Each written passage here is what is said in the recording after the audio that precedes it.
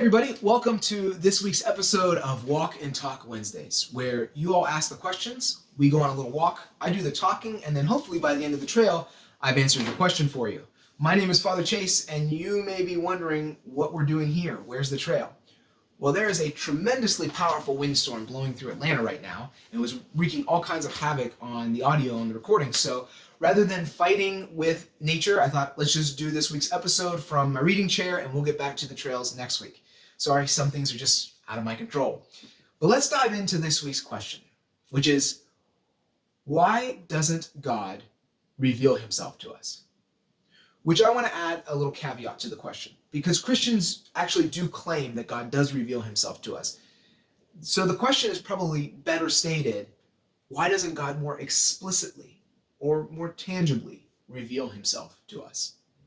Which I think is a very fair question. It's a question that I've been asked many times before. In fact, a lot of people have told me that they would become believers if they just knew for certain that God was real. That if he just revealed himself to them more tangibly, more explicitly, more palpably. The atheist Bertrand Russell, who very famously denied the existence of God, once was asked during a lecture what he was going to say to God when he saw him face to face one day. To which Russell responded, "Well, then I shall say to him, you, sir, gave insufficient evidence for your existence." It's rather scathing and heated, and I've often wondered, did Russell actually say that to God? We'll have to ask Jesus someday if that's what Russell said to him. But I do think it's a fair question.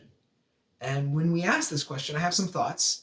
And the first one is this. When we ask that question, we are underestimating how much sin separates us from God. How much sin has distorted our relationship with God.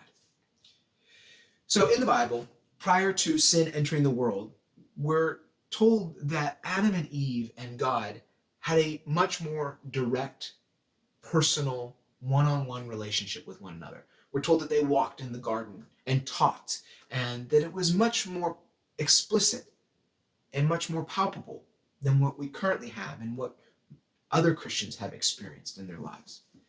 And when we get to the end of the story in Revelation, when God expels sin from creation and restores heaven and earth, what we see and what we're told is that we will once again have a kind of relationship with God that Adam and Eve once enjoyed. But in the meantime, because there is sin in our lives and there is sin in this world, our relationship with God is different. It's separated. It's distorted. That doesn't mean that God can't communicate with us. It doesn't mean that we're completely cut off. But it's different than the way God revealed himself and communicated with Adam and Eve in the garden prior to sin. It's not unlike our own situation right now, if you think about it. So prior to SARS-CoV-2 entering into our world, I imagine our relationships were very different. So if you were like me, prior to SARS-CoV-2, when you wanted to meet up with a friend or a colleague, you might meet up at a coffee shop where you sat at a little table right across from one another, very close, not thinking a thing about viruses or germs. When you met up with your friend, or even if you met a stranger, you might often shake their hand. I often would have dinner parties with friends, and I would give my friends and family members hugs at the end of the night. It was a very different type of relationship than what we have right now.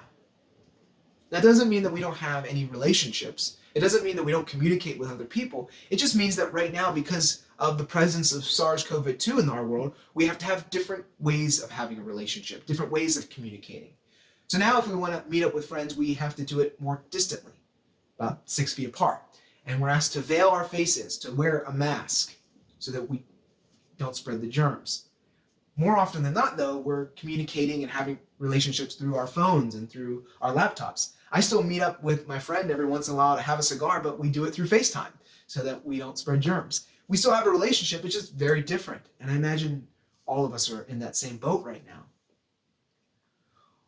We'll replace SARS-CoV-2 with the word sin, and you have a very similar story. Now, I know the analogy breaks down at a certain point, but I think the principle is the same. Because sin has entered the world, because sin has entered our lives, our relationship with God has been separated, has been changed. It's different. It's less intimate. It's less tangible, less palpable. And it may not be the way we want it to be. Now, I know an objection some of you might be thinking. But wait a second. When I read through the Bible, I see God supernaturally speaking to people all the time. He spoke to Moses through a burning bush. He audibly spoke to Abraham, telling him to go to the land of Canaan. He sent angels to certain individuals. Why can't he do that for us now? Why can he do it for those people, but not for us? And the first thing I would say is this. When we read those stories in the Bible, I want us to notice that when God communicates with people in the Bible, it's always for one purpose: to move his plan of salvation forward. He's not just meeting up with, Abraham to have coffee. No, he speaks to Abraham to start his people, Israel. He speaks to Moses through the burning bush so that he can free his people from Egypt. He speaks through angels. He speaks through prophets to move his mission of salvation forward.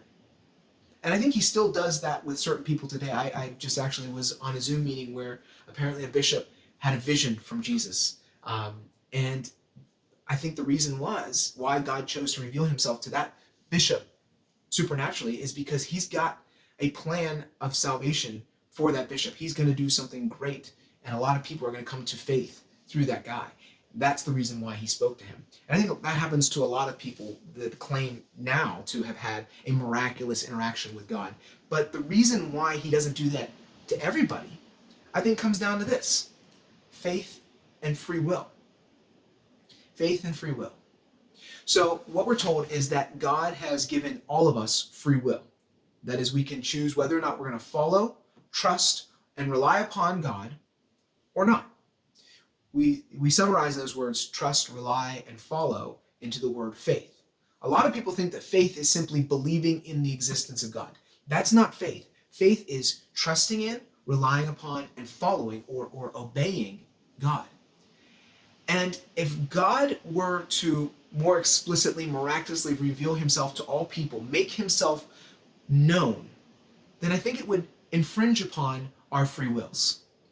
Think about it like this. When you're driving down the highway, you may be like me, and you may be tempted to push past the speed limit a little bit. Now, you know what you have to do to be a good law-abiding citizen, to drive as a good law-abiding citizen. But the temptation to push 5, 10, maybe even 15 miles per hour past the speed limit, it's there. And besides, you look around, other people are doing it. And so maybe you're like me and occasionally you push past the speed limit a little bit. Until you see off in the distance a little car parked on the side of the road with some lights above it. And you realize, hey, there's a cop. Or my favorite thing on Google Maps is it actually gives you a warning. There's a speed trap ahead. I think it's awesome. But either way, when you see that cop or when you hear that warning, what do?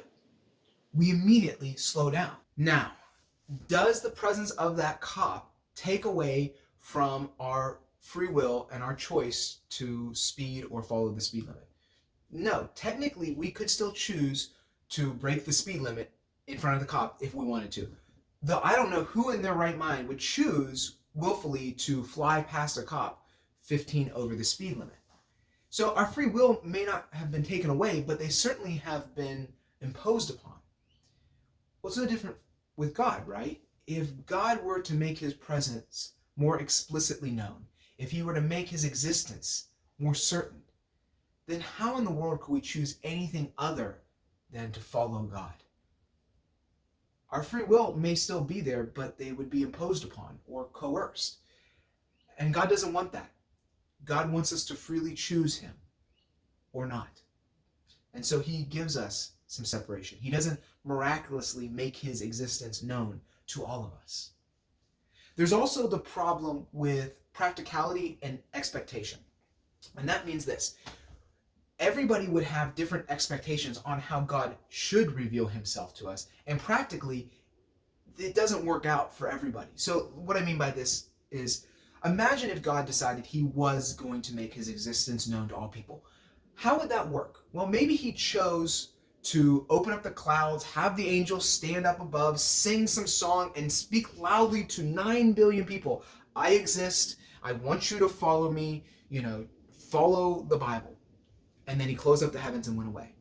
Well, that might work in this generation, but he would need to do that over and over again for every generation, because eventually, people would start saying that never really happened, those people were crazy. And if he kept doing that over and over again, I guarantee you somebody would say, yeah, but if that really is God up in the sky, he needs to do something different. He just, every 10 years or so opens up the cloud, sends the angels and speaks. God, if he wanted to make himself more known, he needs to do something else. And so, you might say, well, then God needs to give everybody a burning bush experience. But then that burning bush experience would no longer be miraculous. And so we could start to deny that the burning bush is actually God speaking. So some people say, I see God in the sunrise. I hear God speak to me in nature. Well, because we've all experienced sunrises in nature, a lot of people say, well, no, that's just nature. That's not God speaking to you. So you see what I'm saying? There's a practicality and an expectation problem with God revealing himself in grandiose, supernatural, miraculous ways. Now, does that mean that God hasn't made his existence known? No, he has. He just may not have done it in the way you expect him to do it. And it may not be the way you want him to do it. But he has revealed himself. And I think he has chosen to reveal himself in the manner and the means by which he did it, because he knew it was the most effective way to reach the most people across all time. Because keep in mind, he's got to reach vast cultures, not just American culture, and not just modern culture either. He's got to reach through all of history, people who were less technologically advanced, people who were more superstitious, people who didn't understand this universe and this creation like we do. He's got to reveal himself to all people throughout all time. And what we say is the way he's chosen to do that is the best way. And so how has he done that? 4 very quick ways God has chosen to reveal himself. We say he's chosen to reveal himself in creation. More and more scientists are agreeing that as they study this universe and our planet, that there is evidence of an intelligent designer, meaning that some divine being had to start this creation, had to be the genesis of this universe, that all of this could not have simply come from some big bang, that matter had to be created, that energy had to be created, and that thing that created it has to be God. And so he speaks through his creation. But then we say he more explicitly reveals himself through his word.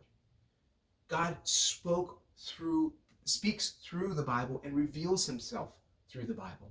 When we think about how many different authors through how much time, all giving one coherent story, it's an incredible book that we say has to be miraculously and divinely written.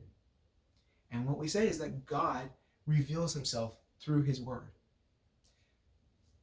But then even more explicitly, God has revealed himself through his incarnation in Jesus Christ.